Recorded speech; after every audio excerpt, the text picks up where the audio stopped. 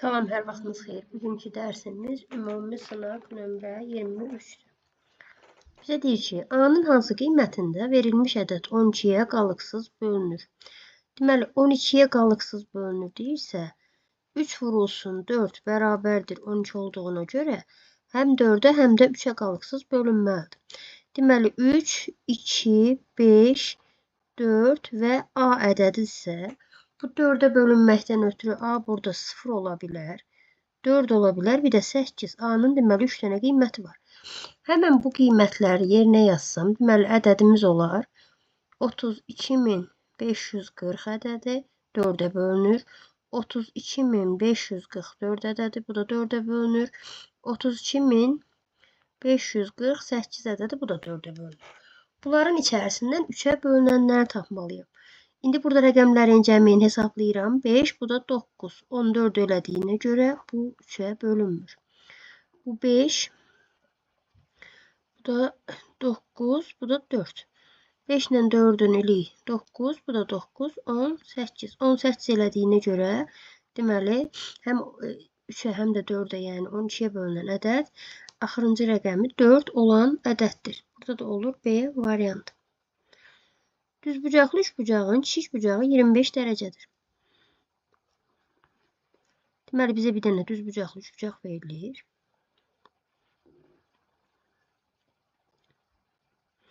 Baxın, bu düz bucaqdır.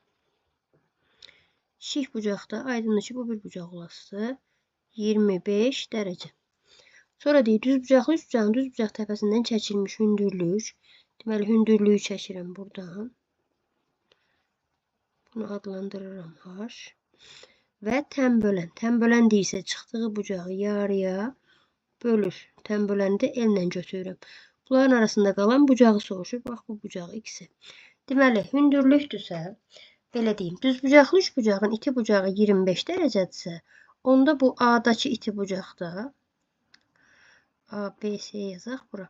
Yazaq ki, bucaq B bərabərdir 25 dərəcə olduğuna görə bucaq A da bərabərdir 90 çıxılsın 25, 65 dərəcə olur.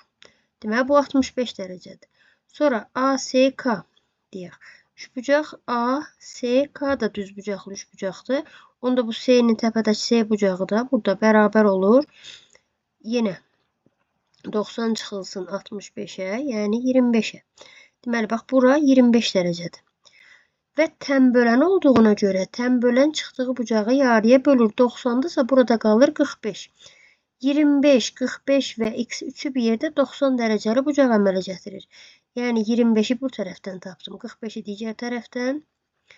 X də ortada qalan bucaqdır. Bunlar üçü bir yerdə C 90 dərəcəli bucağın əmələ gətirir. Deməli, buradan da X bərabərdir 90 çıxılsın 60, bu da 10, 70. 90-dan da 70 çıxanda qalır 20. Deməli, həmin tənbölən və hündürlük arasındakı bucaq 20 dərəcəyə bərabərdir. 3 nömrəli tapşırıqda yenə çoxluqlar verdiyinə görə burada deməli Venn diaqramı çəksəm tam aydın görünür. Deməli, A və B çoxluqları verilir bizə. A çoxluğu, B çoxluğu. Deyir ki, N A-dan B-ni çıxanda 8 qalır. Deməli, burada 8 dənə element var. Kəsişəndə 6 dənə, ortaqlarda 6 dənədir. MB-də 12 dənədirsə, bura biz 6 yazmalıyıq ki, 6 ilə 6-nı toplayanda B-də 12 dənə element olsun. İndi deyir ki, A birləşmə B çoxluğundan götürülmüş bir elementin A çoxluğuna daxil olması hadisəsinin ehtimalını tapın. Deməli, N A birləşmə B bərabərdir 8 üstəgəl 6 üstəgəl 6. 12-nin üstünə 8 gələndə eləyir 20. N A-da bərabərdir 8 üstəgəl 6, o da bərabərdir 14-ə. Deməli, ehtimalı da tapanda mümkün halların sayı 20, əlverişli halların sayı 14. 20-də 14. Və bunları da 2-yə ixtisar eləsəm, onlar 10-da 7. 10-da 7-ni də 10-luq kəsirindən 0,7 kimi götürə bilərəm. E variantı. 4-cü tapşırıq. Adi bərabərsizlikdir. Birinci vurub açıram. 2-ni X-ə vuranda 2x çıxılsın. 2-ni 1,5-ə vuranda 3 kiçikdir 5-dən. Burada 2x kiçikdir 3 üstəgəl 5-dən. Yəni mənfi 3-ü keçirirəm bu tərəfə. 2x eşitdir 8-dən, x də eşitdir 8-2-yə böləndə 4-dən. 4-dən kiçik ədədlərdə olur A variantında. Mənfi sonsuzluqdan 4-ə qədər. 5-ci tapşırıq. 3 ardıcıl natural ədədin hasili. Ardıcıl natural ədədlərin biri n-dirsə, digəri n plus 1, digəri isə n plus 2-dir. Hasili deyir, onların cəmindən, indi bunları cəmləyirəm. n plus 1, n plus 2-dən 8 dəfə böyükdür deyir. Deməli, cəmi 8-ə vuranda hasil olmalıdır. İndi buranı hələk olduğu kimi saxlayaq. n plus 1, n plus 2 hasili bərabərdir. Buranı da mötərizənin içini sadələşdirsəm, 3n üstəgəl 3 vurulsun 8 qalır. N vurulsun n plus 1, n plus 2-ni yazıram. Buradan da 3-ü ortaq vuruq çıxardanda n plus 1 vurulsun 8 qalır. Hər iki tərəfdə n plus 1-ləri ixtisar eləsəm, alaram n vurulsun n üstəgəl 2 bərabərdir 8 dəfə 3-ün 24-ə. Bunu da kvadrat tənlik formasında yazsam, n kvadrat üstəgəl 2n çıx 24 eləyir, bərabərdir 0. Bu cüt olduğuna görə D ilə yox, D1 ilə tapaq. D1 bərabərdir 1-in kvadratı üstəgəl 24. Eləyər 25. N də bərabərdir. Burada da N-in müsbət qiymətini götürməliyəm mən. Deməli, 2-nin yarısı eləyir 1. Onu da mənfisini götürəndə mənfi 1. Üstəgəl 25-dən də kök çıxır 5. Əmsal da 1-dir. 1-ə bölürəm. 5-dən 1 çıxanda 4 qalır. O biri də mənfi olasıdır. Deməli, götürə bilmərəm. Onda biz indi 4 tapdıqsa, birinci ədədimiz 4, ikincisi 5, üçüncüsü isə 6-dır. Bizə də deyir ki, bu ədədlərin böyüyünü tapın, böyüyü də 6 olasın. D variantı. 6 nömrəli məsələdə bizə deyir kvadratın perimetri 80 santimetrdir. Deməli, bir dənə kvadrat çəkim. Həmən bu kvadratın perimetri deyir 80-dır. Perimetr 80-dırsa, onda 80-ı 4-ə bölürəm. Hər tərəfə düşür 20. Hələ ki, bu yuxarı ilə aşağıya 20 yazırım. Sonra bunu bölür. Buradan f. Deməli, deyir ki, 1-3 nisbətində bölünüdür. Deməli, bura 1k-dır. Burada 3k-dır. Kvadrat olduğuna görə deməli, tərəf də 20-yə bərabərdirsə, onda 1k üstəgəl 3k 20-dir. Buradan 4k 20-dirsə, k da 5-dir. K 5-dirsə, deməli, bu aldığım hissə 5-dir. Bu da 3-ü 5-ə vururam, 15-dir. Yəni, 20 olan tərəf 5 və 15 deməli, ölçülü 2 hissəyə bölünmüşdür. Bu hələ ki, bizim verilənlərimizdir demək olar ki. Sonra buradan da bura bir dənə perpendikulyar endirilib. Perpendikulyar. Oturacağı y-dir. Bizə deyir ki, y-f-i tapın. X-i. Belə deyim ki, bu y-f tapmalıyım. İndi burada nə etmək olar? Buradan belə eləyirəm. Bir dənə də belə bir köməkçi xətt çəkirəm. Aşağıdakına paralel. Yəni, bununla bu paraleldir. Əgər paralel və kvadratdırsa, onda burada 5 olur. Bax, burada 15 olur. Buradan bura qədər də 15 olur. Yəni, 20 2 hissəyə bölündü 5 və 15-ə. Bu da aydındır ki, paralel düz xətlərin birinə perpendikulyar olan düz xət, o birinə də perpendikulyardır. İndi mən buradan istifadə edib bunu tapa bilərəm. Bunu tapsam, yəni h-ı bilirik ki, düzbucaqlı üçbucaqda h kvadratı bərabərdir. Burada proyeksiyalar verildi. Bir dəqiqə, bu h-ı tapmayaq hələ ki. Bu adlandırım AF. Bunu da adlandıraq. Bu S-dirsə, bunu da D adlandıraq məsəl üçün. Yazaq ki, AF bərabərdir DS-yə. Bu da bunun hipotenuzudur da. Həmən bu düzbucaqlı üçbucağın hipotenuzudur. Hipotenuzdursa, burada B-dir. Bərabərdir. Kök altında 20-nin kvadratı üstəgəl 15-in kvadratı. Bu da eləyir 25. Deməli, DS bütöv 25-dir. İndi DS-nin 25 olmağından buradan h-ı tapa bilərəm. Deməli, h Belə düsturumuz belə idi də. SH bərabərdir A vur B. Deməli, buradan da H bərabərdir. A'sı 20'dir. B'si 15'dir. S'si də 25 tapdıq.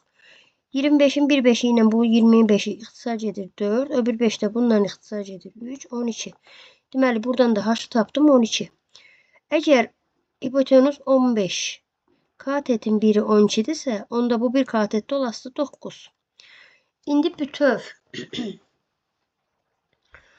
DS 25 DS'ni 25 tapmışdım.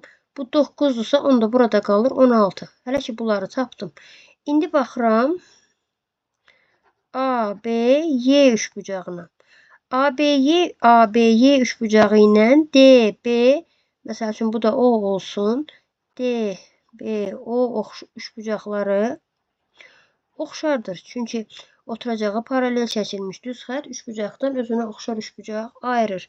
Onda burada yazıram balacanın 15'in böyüyün tərəfin olan nisbəti 20'ye olan nisbəti bərabərdir. Burada da balacanın, yəni 9'un AY'ye olan nisbətinə. İndi burada 5'e ixtisar eləsəm qalar. 5'e ixtisar eləsəm 4'də 3 bərabərdir AY'də 9'a. Deməli, buradan da AY bərabərdir 4 vur 9 bölünsün 3. 3 ilə 9 ixtisar edir 12. Deməli, AY də qaldı 12. Biz əvvəldən götürmüşdük ki, AF SD'ye bərabərdir. İkisi də 25'dir. Onda YF'i tapmaq üçün YF bərabərdir AF çıxılsın AY. AF 25 idi. AY'ni də 12 tapdım. 25'dən də 12 çıxanda qaldı 13. Bilmirəm, bu məsələni biraz uzun getdim ya kısa getdim. Neyse, yəni yolu budur. 13 oldu. 6'da S variantı. Biraz da baxmaq olar məsələyə. İndi buradan da 7'ni yazaq hələ ki. 7 nömrəli məsələdə x vurulsun, 1 çıxılsın, 2 bölünsün, x bərabərdir 0'dır. Rasional tənlik olduğuna görə əvvəlcə bunun dəyişənin mümkün qiymətlər çoxluğu, deməli, tapanda olmalıdır x fərqlidir 0'dan. Yəni, məxrəcdə x olduğuna görə həmin x 0 ala bilmir. İndi hasil 0'dırsa ya x bərabərdir 0 olmalıdır, ya da 1 çıxılsın, 2 bölünsün, x 0'a bərabər olmalıdır. Burada x 0 ola bilməz, çünki əvvəldən demişəm, ona görə də bu kənar köçdür, kənar köç. Amma bunu həll eləyə bilərəm. Deməli, 2 bölünsün, x bərabərdir 1'ə, x də bərabərdir 2'yə. Deməli, tənliyin yeganə kökü var, o da nədir? 2'dir. 8 nömrəli məsələ. Rombun sahəsini verir bizə 96 kvadrat santimetr. 8'də S bərabərdir 96, diagonallardan biri də bərabərdir 12. Rombun perimetrini tapın. Deməli, sahə düsturu S bərabərdir D1 vur D2 bölünsün 2'dir. Burada yerinə yazsam 96 bərabərdir. D1'i verir 12 vurulsun D2 bölünsün 2. Bundan bu ixtisar edir qalır 6 dənə D2. Buradan da D2'nin 96 bölünsün 6 bərabərdir. Bir dəfə 36'da da 6 dəfə 16 olduğunu tapırıq. İndi bizə perimetrini deyirsə, deməli, tərəfini tapmalıyım. Baxın. Rombun diagonalları kəsişir, kəsişmə nöqtəsində yarıya bölünür. Bir diagonalı 12 verdirsə, deməli 6, 6 bunlar eləyir. 16 verdirsə 8, 8 də bu bölünür. Əgər düzbucaqlı üçbucağın katetləri 6 və 8-dirsə, onda hipotenuzu da 10'dur. Yəni 3, 4, 5'in 2 qatlarıdır bu. Tərəfi 10'dursa perimetrdə bərabərdir 4 vura. Yəni 4 vur 10, o da bərabərdir 40. Deməli, axtarılan rombun perimetri 40 santimetr imiş. 9 nömrəli məsələ. Deməli, 9 nömrəli məsələdə 9. X bərabərdir 2K, Y bərabərdir 5K deməkdir. İndi harda x varsa yerinə 2K yazacağım. 10 vurulsun 2K üstəgəl Y-in də yerinə 5K. Məxrəcdə də 5K. Bu eləyir 20K. Bu da 5 ilə toplayanda eləyir 25K bölünsün 5K. K'lar da ixtisar edir. 25'i də 5'e böləndə cavab eləyir 5. Deməli, axtarılan İfadənin cavabı 5'ə bərabər imiş. İndi burada onda belə bir qaydadan istifadə edirik ki, əgər kök altı ifadə müsbətdirsə, kvadratla kök ixtisar gedir olduğu kimi çıxır. Amma mənfidirsə, əksinə, yəni 1 çıxılsın kökdə 3-sə, məsələn, kökdə 3 çıxılsın 1 ilə çıxardıram. Burada 2-ni kökə salanda olur kökdə 4 çıxılsın kökdə 3. Onda görürük ki, böyükdən kiçik çıxanda müsbət ədəd qaldığına görə bu kökdən olduğu kimi çıxır. 2 çıxılsın kök altında 3. Bu çıxmanı hələ ki yazdım. Sonra baxıram bura. 1 kök altında 1-dən kökdə 3'ü çıxanda mənfi ədəd olduğuna görə bunun əksini çıxardıram. Yəni kök altında 3 çıxılsın 1'i çıxardıram kökdən. Burada da 2 ilə bu ixtisar gedir. Bir dənə bunu təzədən yazaq. Deməli 2 ilə 4 ixtisar gedəsə, qalası kök altında 12. Kök altında 12 isə 2 kök altında 3 deməkdir. Yəni burada da yerinə yazıram. Üstəgəl 2 kök altında 3 bərabərdir. İndi mötərizələri açaq. 2 çıxılsın kök altında 3, çıxılsın kök altında 3, üstəgəl 1, üstəgəl 2 kök altında 3 bərabərdir. 2 ilə 1'i toplayanda eləyir 3. Bu 2 kökdə 3-də, bu da 2 dənə 2 kökdə 3. Bunlar da deməli 3 bir yerdə 0'a bərabərdir. Bu kimi ifadənin cavabı bərabər olur 3'ə. 11 nömrəyə tapşırıq. 8 limonun qiyməti 8 limon 1,2 manatdır. 20 limon neçəyədir deyir. Buradan da x bərabərdir. 20 vurulsun 1,2 bölünsün 8. 20 ilə 8'i 4 ixtisar eləsəm 2 qalar, burada da 5. 2 ilə də 1,2 ixtisar eləsəm 0,6. 6 dəfə də 5'in 30 eləyir. Bir dənə də vergül ayırsam 3 manat. Deməli 20 limon 3 manata almaq olar. 12 nömrəyə tapşırıqda 64'ü yazaram 4'ün kubu kimi və üstündəki 3'də 1'i də yazıram. 8'i yazıram 2'nin kubu, vururam bunu da üstündəki 3'də 2'yə. Çıxılsın 4'ü yazıram 2'nin kvadratı, üstündə də 2'də 1. Bərabərdir. 3 3'də 1'ə vuranda eləyir 4, vur, aş mötərizə. Burada 3'lər ixtisar gedir, qalır 2 üstü 2, yəni 4 çıx. Burada da 2'lər ixtisar gedir, qalır 2. Bərabərdir. 4 vurulsun 2, cavab eləyər 8. D variantı. 13 nömrəli tapşırıqda ixtisar eləməkdən ötürü mütləq qruqlarını ayırmaq lazımdır. 13. Deməli, surətdə hər ikisində əmsal olaraq 2, dəyişən olaraq a var. 2a'nı çıxardanda qalır a'nın kvadratı çıx 4. Məxrəcdən də a'nı çıxardanda qalır a çıxılsın 2. Bərabərdir. Burada hələ ki a'ları ixtisar eləyim. 2'ni yazım. A kvadratı çıx 4'ündə 4 də 2'nin kvadratı olduğuna görə a çıxılsın 2 və a üstəgəl 2 yaza bilərəm. Məxrəcdə də a çıxılsın 2. A çıxılsın 2'lər getdi, qaldı 2 vurulsun a üstəgəl 2. Bunu da vurub açsam 2a üstəgəl 4. 2a da üstəgəl 4 də 13'də olur a variantı.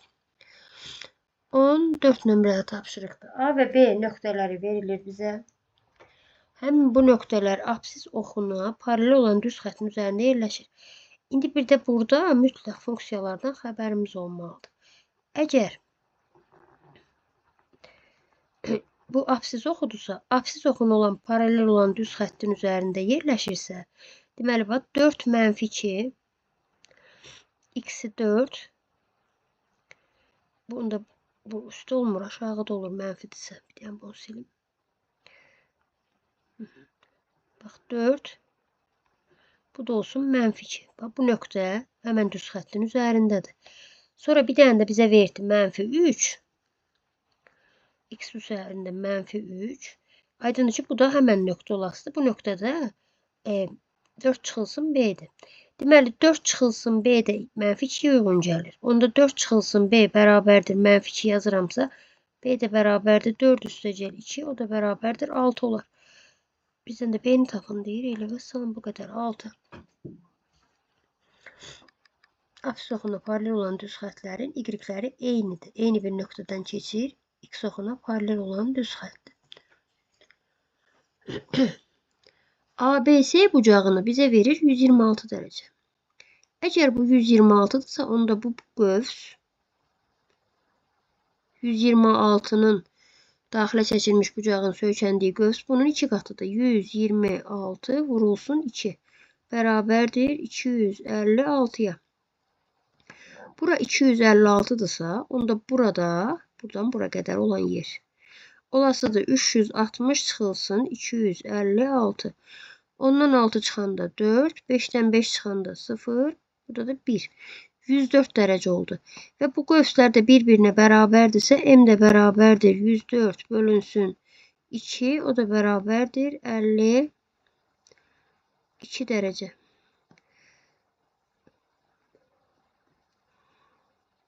Burada bir də nəysə səhv elədim. Bir dəqiqə baxım. 126'nı 2, 152 eləyir. 152 çıxanda da burada 108 qalır. 108'i 2'ye böləndə 54 eləyir. 54 de olur C variantı. 16 nömrəli tapşırıq. Düzbucaqlı paralelipipedin oturacağının tərəflərini 50%, hündürlüyünü 5 dəfə azaltsaq, həcmi necə azalar? Deməli, həcm bərabərdir A vurulsun B vurulsun C.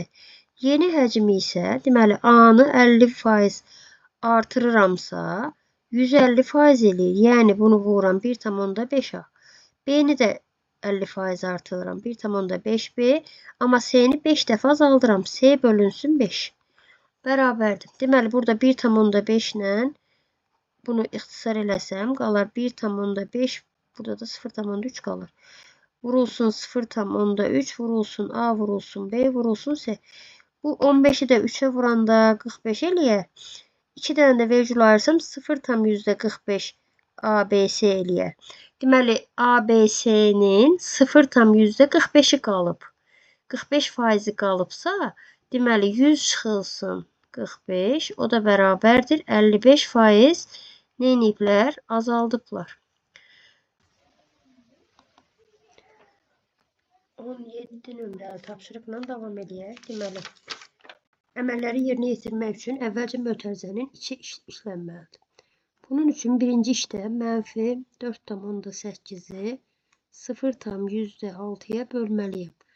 Mənfini yazıram. Hər ikisini 100'e vururam. 100'e vuranda 480 bölünsün 6 alınır. Bunun da cevabı eləyim mənfi 80. Sonra 2,5'i 18'e vurmalıyım. 2 dənə 18'in eləyir 36. 2,5 yəni bir dənə də yarısı. 18'in yarısı eləyir 9. 36 ilə də 9'u toplayanda eləyir 45.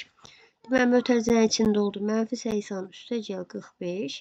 Bu eləyir bərabərdir. Böyükdən kiçiyi çıxıram. Böyün işarəsi.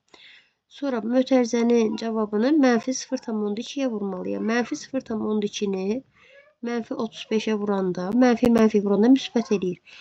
Bunu adi kəsirə çevirsəm, onda 2 vurulsun 35.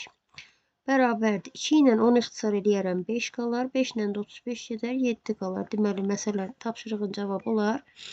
Tam-tamına 7. 18 nömrəli tapşırıqda qabarıq çoxbucaqlının diaqnallarının sayı 27'dir. Deməli, biz burada bilməliyik ki, n vurulsun n-3 bölünsün 2 diaqnalların sayıdır. Bir təpədən dik çıxan diaqnalların sayı isə n-3'dür. Deməli, bu 2 dənə düsturu biz bilməliyik. İndi deyir ki, bu diaqnalların sayı bərabərdir 27'ye. Onu da buradan alıram ki, n vurulsun n-3 də bərabərdir 27'nin 2'ye vuranda eləyir 54. Bunu kvadrat tənli kimi işləyib n-i tapmaq olar. İfadə tapmaq olar. Məsələn, n-in yerinə 9 yazsam, 9'dan 3 də çıxanda 6 eləyir. 6 dəfə də 9'dan 54 eləyir. Deməli, n bərabərdir 3 tapdım. Bizə də bir təpədən çıxan diaqnalların sayını soruşur. Yəni, ikinci düsturla n çıxılsın 3. Bir dəqiqə, n-i 9 tapmışam. N çıxılsın 3 bərabərdir 9 çıxılsın 3. O da bərabərdir 6 dənə. Deməli, bir təpədən çıxan diaqnallarının sayı olasıdır 6 dənə. İndi baxırıq 19 nömrəli tapşırığa. Deməli, verilmiş, standart şəkildə verilmiş ədəddir. Bunun əmsalı 2,8'dir. Dərəcəsi 3m üstəgəl 4 üstəgəl n'dir. Bizə də deyir ki, bir hədlinin qüvvəti əmsalından 5 dəfə böyükdür. Deməli 3m üstəgəl 3m üstəgəl n üstəgəl 4 bərabərdir 2,8-dən 5 dəfə böyük. Deməli bu da eləyir 14. Buradan da tapıram ki 3m üstəgəl n bərabərdir 14-dən 4 çıxanda qalır 10. İndi burada m-ə 1 verə bilərəm. M-ə 1 verəndə 3 vurulsun 1 3 eləyirsə, deməli bunun üstünə də 7 gələndə 10 eləməlidir. Sonra m-ə 2 verə bilərəm. 3-ü 2-yə vuranda 6 eləyir. 6-nın üstünə 4 gələndə 10 eləyər. M-ə 3 verəndə də 3 3-ə vuranda 9 üstünə də 1 gələndə 10 eləyər. İndi burada biri 1 vur 7-dir, eləyir 7. Digəri 2 vurulsun 4-dür, bu da eləyir 8. Öbürü də 3 vurulsun 1-dir, 3-ü də 1-ə vuranda təbii ki 3 eləyir. Deməli burada ən böyüyünü soruşur bizdən, cavab eləyir 8. Hasilin ən böyük qiyməti 8-ə bərabərdir. 20 nömrəli tapşırıq. Tənliyi həll etmək üçün əvvəlcə mötərizələri açmaq lazımdır. 3-ü 0,6x-ə vuranda eləyib 1,8x. Çıxılsın 4 dəfə 3-ün 12. Bərabərdir 6 dəfə 2-nin 12 çıxılsın. 2-ni 0,3-ə vuranda 0,6x eləyir. Məchulları bir tərəfə keçirsəm 1,8x üstəgəl 0,6x eləyir. Bərabərdir 12. O tərəfdəki 12 də gəlir bu tərəfə müsbət 12 olur. Bu eləyir 2,4x bərabərdir 24-ə.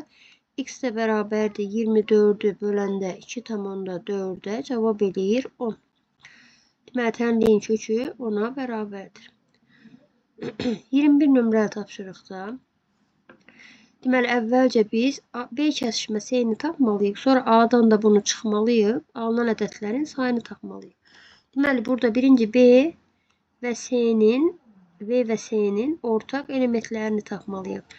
B və S-nin ortaq elementləri baxaq görək nədir? 1 S-də yoxdur, 2 yoxdur, 3 yoxdur, amma 4 var. 4 ikisində də var. 6 yenə ikisində də var.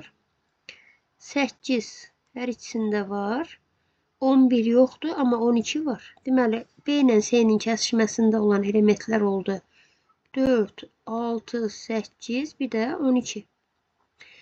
İndi A-dan, yəni 2, 5, 6, 8, 9, 10-dan çıxmalıyam. 4, 6, 8, bir də 12-ni. Çıxmanı yerinə yetirəndə bilirik ki, ortaqların üstünə xətt çəkirik. A-da qalanları götürürük.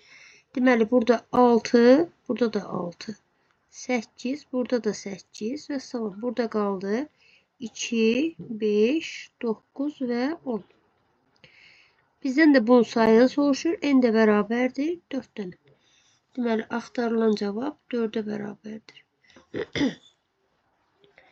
22 nömrəli məsələdə bizə verir cədvəl. Cədvəldə 3 növ meyvənin çəkisi və faizi göstərilmişdir. Mağazadakı almaların çəkisi dinarların çəkisindən neçə kiloqram çoxdur? Deməli, nar 32 faizdir. Alma 48 faizdir. Onda portağala qalır. Portağala qalır. 100 çıxılsın. 32 üstəgəl 48. 100-dən də 80-ı çıxanda eləyər 20%. Deməli, bu portağal 20%. İndi çəkiləri tapaq. Deməli, 20%-i 150 kiloqram olan meyvənin narı tapmaqdan ötürü 32%-i də nar olasıdır. Deməli, buradan nar bərabərdir 32 vurulsun 150 bölünsün 20. Sıfırları ixtisar eləsəm, burada qalır 32. 32 ilə 2 ixtisar gedir. 16 vurulsun 15. 16-nı da 15-ə vururam. 30, 3 yadda 5, 3 də yadda 8. Bu da 6, 1. 0, 4, 2. 240. Eyni tənasübü təzədən yazıram. 20%-imiz 150 kiloqramdırsa, bəs 48%-imiz neçə kiloqramdır? Burada neçə kiloqramdır? Yəni almadır. Onda almamız da bərabər olur. 48 vurulsun 150 bölünsün 20-yə. Buradan sıfırları ixtisar eləyirəm. 48-dən də 2 ixtisar gedir. 24 vurulsun 15 qalır. 24'ü də 15'e vursaq.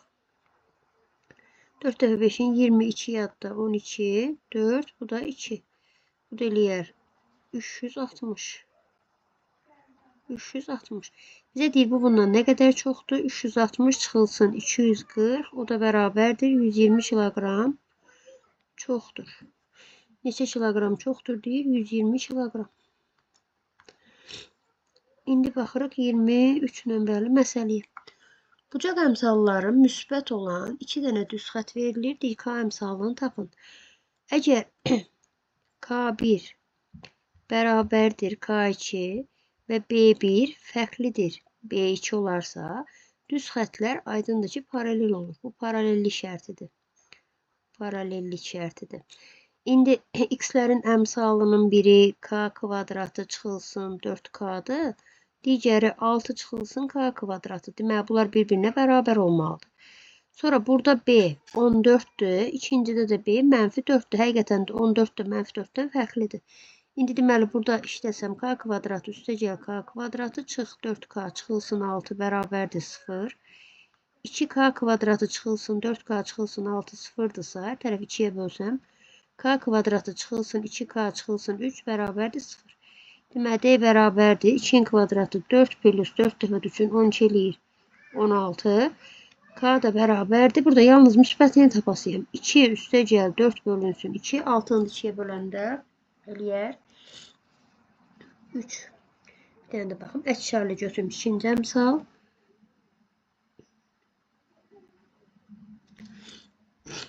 Bir dənə də baxacağım buna. K kvadrat çıxılsın 4k. 6 çıxılsın k. 2k kvadratı çıxılsın 4k çıxılsın 6. Hamısını 2'yə bölsəm. K kvadrat çıxılsın 2k çıxılsın 3. Deyilsə 16'dır. Əksarlı götürmüş. İkinci əmsal 2. Üstə gəl 16'dan da kök çıxır 4 eləyir 6. 6'nı 2'yə böləndə eləyir 3. İndi bir dənə ehtiyatdan yoxlayaq görək burada. Deməli K1 bərabərdir. 3 qoyuramsa 3'ün kvadratı 9 çıxılsın 4 vurulsun 3. 9'dan da 12 çıxanda qalır neçə? Mənfi 3. İndi ikinciyə qoysam K-nı. K2 bərabərdir 6 çıxılsın 3'ün kvadratı. 6 çıxılsın 9. 6'dan da 9 çıxanda mənfi 3 eləyir. Bəli, deməli ikisində də K'lar eyni oldu. Eyni oldusa paralellik şərti ödəndi. Deməli burada da cavab elədi. Mənfi yox, müsbət 3. Müsbət 3. İndi baxırıq 25'ə. Bizə deyir ki, bucaq əmsalları müsbət olan düz xəttlə paraleldir. K'nı tapın. Ha, K'nı tapmışam 3. Bu mənfi 3. Buradakı yəni bucaq əmsalı K'dır. Amma burada tapdığım K bizim axtarılan cavabımızın K'sıdır. 24 nömrəli məsələ. Düzbucaqlı verilir bizə. Düzbucaqlının deyir sahəsini tapın. Deməli AB CD-yə bərabərdirsə, deməli qarşı tərəflər bir-birinə bərabərdir. Onda 3x üstə gəl 2 də bərabər olur. X üstə gəl 6'ya. Buradan 2x bərabərdir. 6'dan 2 çıxanda 4. X də bərabərdir. 2 tapıram. 2 tapıramsa indi AB bərabərdir. 3 vurulsun 2 üstə gəl 2'yə, yəni 8'ə. AD də bərabərdir. 3 x2'də də 2 üstə gəl 13'ə. Bu da 15 eləyir. S-i də tapanda aydındır ki 8'i 15'ə, yəni eni uzunluğa vurmalıyam. 80, 85'in 40, 120. Bu qədər. 25 nömrəli tapşırıqda da deyir ki, parabolası apsis oxuna toxunur. Parabola apsis oxuna toxunursa, bax belə. Deməli, bir dənə nöqtədə buna toxunası da, bu nöqtənin də y-i 0'dır. Deməli, buradakı tənlikdə y-in yerinə 0 yazmalıyam. Yazıram, y bərabərdir 0. Onda 0 bərabərdir mx kvadratı çıxılsın mx üstə gəl 2-də 1. İndi bu toxunmaqla yanaşı y-in 0 olmağını dedim. Həm də bir dənə nöqtədə toxuna bilər də. Bu iki nöqtədə toxuna biləsi deyil. Ona görə də burada mütləq diskriminant bərabərdir 0 olmalıdır. Ki bir dənə kök olsun. Onda D bərabərdir m kvadratı çıxılsın 4 vur m vur 2'də 1. Bu da eləyir m kvadratı çıxılsın 2m bərabərdir 0. Bunu vuruqlarına ayırsam m çıxılsın 2 0'a bərabərdir. M bərabərdir 0, bir də m bərabərdir 2 alıram. Burada biz deyirdik ki, həmişə ax kvadrat üstəgəl bx üstəgəl c kvadrat üçədlisində a həmişə nədən olmalıdır? Sıfırdan fərqli olmalıdır. Burada da a-nın yerində m durur. M də bərabərdir 0 almışıqsa, deməli bu 0 kənar köçdü. Bizə lazım olan kök yalnız m-in 2 qiymətindədir. Deməli absis oxunun 2 qiymətin, m-in 2 qiymətində absis oxuna verilmiş funksiyanın qrafiki toxunur.